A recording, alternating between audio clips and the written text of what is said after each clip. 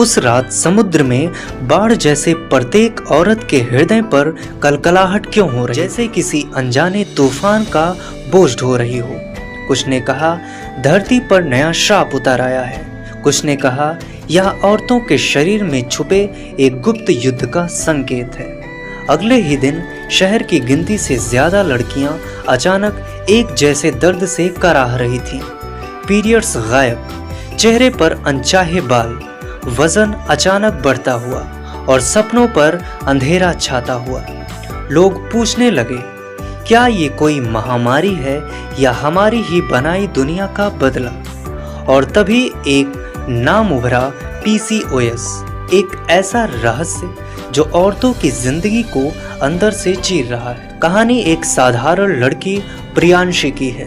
वो भीड़ भाड़ वाले शहर में रहती है, सुबह दफ्तर जाती है, रात को सोशल मीडिया पर स्क्रॉल करती है। सब कुछ आम है।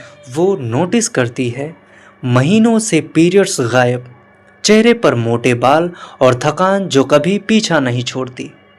वो आईने के सामने खड़ी होकर फुसफुसाती है, क्या मैं अब वही नहीं रही जो पहले थी?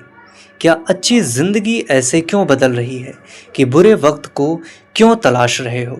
इस प्रकार पर की हुई निराशा से व्याप्त हो गई।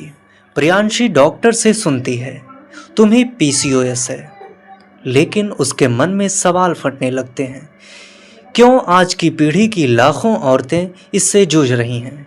क्या ये हमारी फास्ट फूड और स्क्रीन वाली आदतों की सज़ा है, या फिर यह शरीर का कोई छुपा हुआ रहस्य जो हमसे कुछ कहना चाहता है?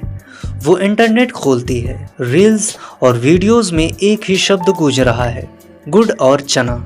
क्या ये छोटा सा नुस्खा सदियों पुरानी बीमारी को मात दे सकता है? टेस्ट और टकराव। प्रियांशी हिम्मत करती है, सुबह सुबह मुट्ठी भर चना और छोटा सा गुड़ खाती है। धीरे धीरे उसे हल्का बदलाव महसूस होता है, थोड़ी एनर्जी, थोड़ा आत्मविश्वास। उसके चेहरे पर पहली बार मुस्कान लौटती है। लेकिन यह विषय में गहराई यहीं से आती है। क्या सचमुच ये गुड़ चना ही असर कर रहा है, या फिर उसकी मेहनत, वॉक और डाइट बदलाव का असर है? अगर ये इतना असरदार है तो मेडिकल साइंस अब तक क्यों चुप है?